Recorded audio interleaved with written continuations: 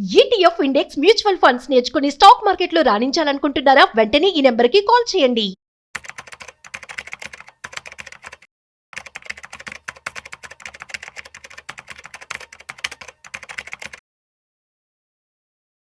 అనిల్ గారు నమస్తే సార్. నమస్తే విష్ణు గారు.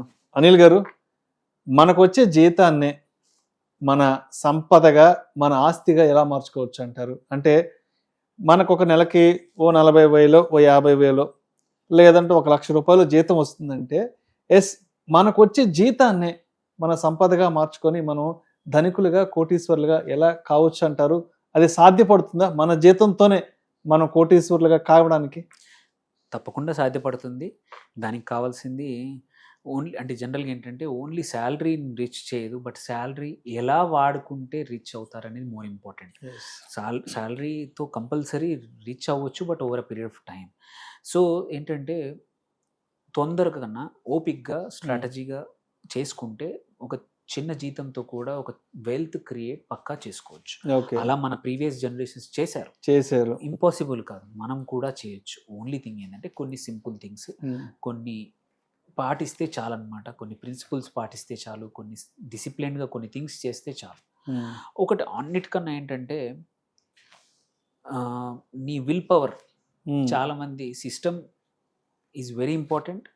సిస్టమ్ కావాలి అంటే ఒక సేవింగ్ సిస్టమే అనుకోండి, ఒక నంబర్స్ అన్నీ important, but will power also equally important.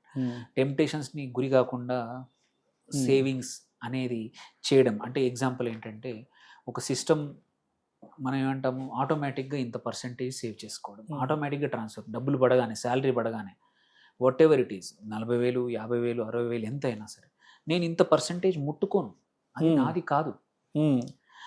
నాకు గుర్తుంది, ఒక తెలిసిన వ్యక్తి ఫస్ట్ జాబ్ వచ్చినప్పుడు నీ నెలకి ఎంత వస్తుంది అంటే ఎక్స్ అమౌంట్ అని చెప్తే, ఓకే నువ్వు 8 నెలలే అనుకో నీ జీతం సంవత్సరానికి వచ్చేది, దాని ప్రకారమే బతుకు. ఒక 1 or 2 months గవర్నమెంట్ ట్యాక్స్ వెళ్ళిపోతుంది, 2-3 నెలలు నువ్వు సేవ్ చేసుకో. నువ్వు అనుకునేది మాత్రం 7-8 నెలల జీతానికే, ఆ దాంతోటే నువ్వు బతకడం ఎలా, దానిలో ఇంకా మిగులుస్తావా చూడు, మిగిలింది మాత్రం ముట్టుకోవద్దు, అది నాది కాదు. నా ఫ్యూచర్కి అనుకోండి, ట్యాక్సెస్కి అనుకోండి, నా రిటైర్మెంట్కి అనుకోండి, నా భవిష్యత్ అవసరాల కోసం కావాల్సింది 12 నెలల్లో ఒక 4 నెలలు నావి కానే కాదు. ఓకే, అది ఫస్ట్ బేసిక్ ప్రిన్సిపల్. అంటే 20-30% సిస్టమ్, ఒక మంచి సిస్టమ్ పెట్టుకుంటే సరిపోతుంది. ఇట్ కుడ్ బి ఏమంటారు, ఎస్ఐపిలో కానివ్వండి, రికరింగ్ డిపాజిట్లో పెట్టి అక్కడ నుంచి మెల్లిగా నీకు నచ్చిన గ్రోత్ అసెట్స్ ఏవైనా సరే, ఈక్విటీస్లో కానివ్వండి, మ్యూచువల్ ఫండ్స్లోనే కానివ్వండి, ఈటీఎఫ్స్లో కానివ్వండి, ఎక్కడైనా ఇన్వెస్ట్ చేసుకోవచ్చు. అట్లాగే ఇన్వెస్ట్మెంట్స్, నేను చెప్పినట్టు ఇప్పుడు ఇన్వెస్ట్మెంట్ని ఏదో ఎవరికో కాదు, think it as a wealth tax. నీకు వెల్త్ క్రియేట్ చేద్దామంది, వెల్త్ ఎలా వస్తుంది? ఓకే, వెల్త్ ఎలా వస్తుంది? అలా దాన్ని ఏం చేయాలి, వచ్చిన డబ్బుల్లో ఇంత ట్యాక్స్ గవర్నమెంట్కి కడుతున్నట్టే, ఇంత వెల్త్ కోసం, నా ఫ్యూచర్ వెల్త్ కోసం నేను ట్యాక్స్ కడుతున్నాను అన్నట్టు పక్కన పెట్టేసుకోండి.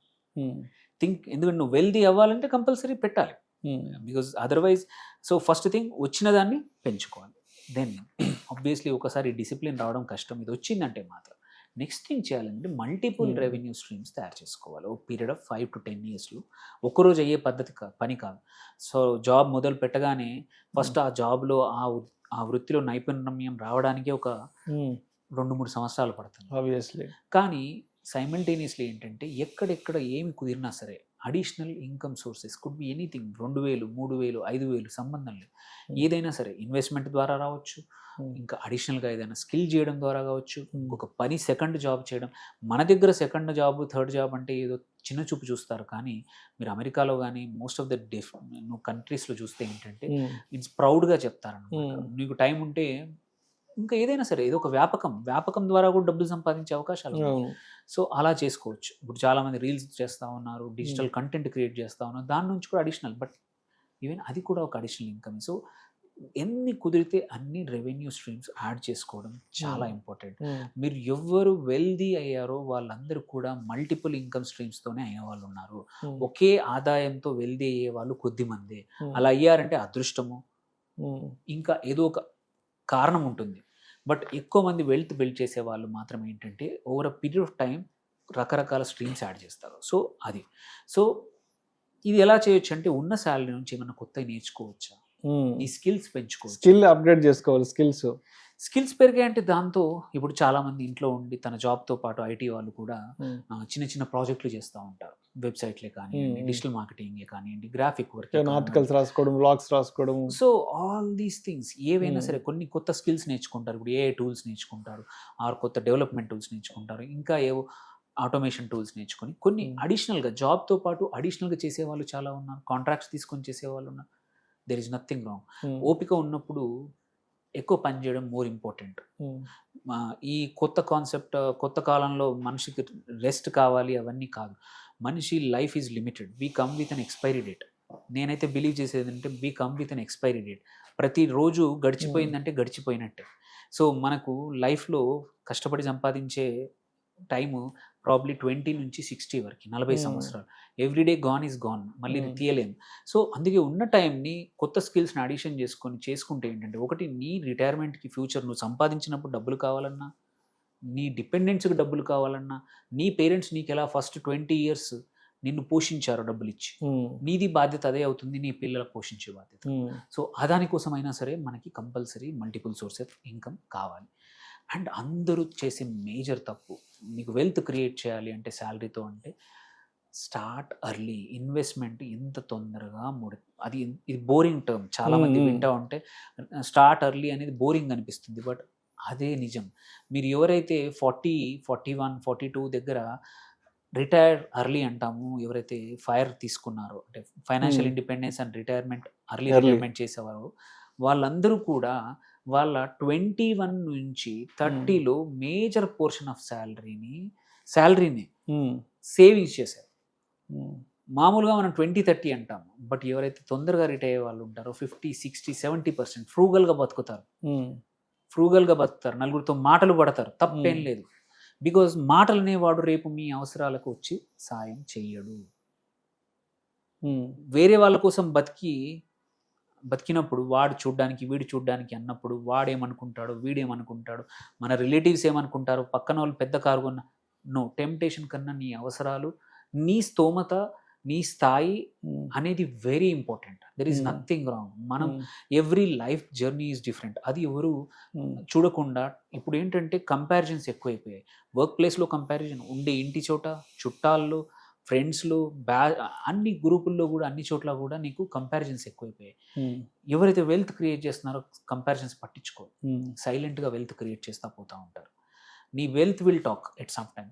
మొదట్లో శాలరీ మీద డిపెండ్ అయిన వ్యక్తి ఎవరైతే ఒక 10-15 సంవత్సరాలు వెల్త్ క్రియేట్ చేస్తే 16-17 సంవత్సరం తర్వాత నీ శాలరీ రాకపోయినా నీ దగ్గర ఉన్న వెల్త్ నుంచి వచ్చే రిటర్న్స్తో నువ్వు కంఫర్టబుల్ లైఫ్ లీడ్ చేసే పరిస్థితి వస్తుంది. సో అందుకే రిటైర్ తొందరగా కావాలంటే investment very early.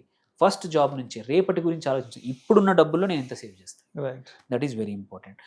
Then obviously ఇంకొకటి, నేను ఇప్పుడు చెప్పిన కంపారిజన్, లైఫ్ స్టైల్ ఇన్ఫ్లేషన్. ఈ లైఫ్ స్టైల్ ఇన్ఫ్లేషన్ అనేది చాలా ఎక్కువగా పెరిగిపోతుంది. మన కోసం కన్నా వేరే వాళ్ళ కోసం, మన ఇన్స్టాగ్రామ్ కోసము, మన సోషల్ మీడియా కోసము సోషల్ లైఫ్ మనం లీడ్ చేస్తూ ఉన్నాము. సో అనవసరమైన ఇన్ఫ్లేషన్ పెంచకుండా ఖర్చులు పొదుపులో ఉంటే మాత్రం one of the more thing. And last but not important ఏంటంటే, అప్పుల టెంప్టేషన్ అనేది ఇప్పుడు ఎక్కువగా ఉంది.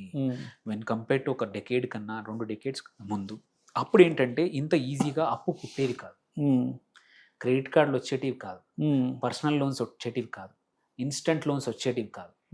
సో అప్పుల టెంప్టేషన్ లేకపోయేసరికి మనము విత్ ఇన్ ద మీన్స్ అంటే live with in the means అనేది ఉండేది. అంటే మనకున్న డబ్బుల్లో బతకడం ఎలా అని ఆలోచించేవాళ్ళం. బికాస్ అప్పులు అనేటివి ఏంటి, అప్పు ఇస్తున్నారు కరెక్టే, అప్పు ఈజ్ నువ్వు ఏం చేస్తున్నావు, రేపటి నీ ఫ్యూచర్ నుంచి బారో చేసుకుంటున్నావు. అవును, నువ్వు కడుతున్నావు, వాళ్ళకి అయ్యిండొచ్చు, వాడు నీకు ఇప్పుడు ఇస్తున్నాడు, బట్ వాడు ఇంట్రెస్ట్తో సహా తీసుకుంటుంది ఎవరితో, నీ ఇన్కమ్నే, నీ ఫ్యూచర్ ఇన్కమ్ ఇప్పుడే నువ్వు తాకట్టు పెట్టడమే అప్పు. సో ఈ టెంప్టేషన్ గురి కాకుండా అప్పులు ఎంత తక్కువ చేసుకుంటే అంత తొందరగా వెల్త్ క్రియేట్ చేయొచ్చు. అండ్ అన్నిటికన్నా లాస్ట్ ఇంపార్టెంట్ ఏంటంటే, చేస్తే వెల్త్ను కూడా మంచి పద్ధతిలో ఇన్వెస్ట్ చేయడం. సో ట్రెడిషనల్గా ఏంటంటే ఒక 2 generations అన్ప్రొడక్టివ్ యాసెట్స్లో, అంటే 6%, 7% ఇచ్చే యాసెట్స్లో డబ్బులు పెట్టేసి ఒక ఫాల్స్ సెన్స్ ఆఫ్ సెక్యూరిటీతో బతికేశారు మొత్తం. అంటే డబ్బులు పెడతా పోతా ఉన్నారు, బట్ అన్ప్రొడక్టివ్ యాసెట్స్లో పెట్టేవారు. అలా కాకుండా ఇప్పుడు చాలా యాసెట్స్ వచ్చాయి, గ్రోత్ యాసెట్స్ చాలా ఉన్నాయి. టిప్ ఆఫ్ ద ఫింగర్ దగ్గర ఇన్ఫర్మేషన్ రెడీగా ఉంది.